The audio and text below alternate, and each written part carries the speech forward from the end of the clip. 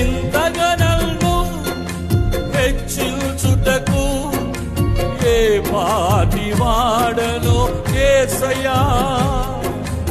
ఇంతగా నన్ను హెచ్చించుటకు ఏ పాటి వాడను యేసయ్యా.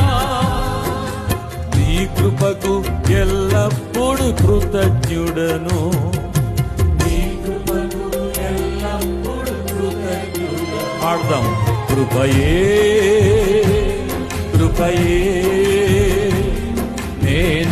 నేనేమయ్యున్నాను నీ కృపయే. చెప్పండి. కృపయే కృపయే నే బ్రతికి ఉన్నానంటే కృపయే. అర్హత లేకున్నా ప్రేమించావు, ఇది కేవలం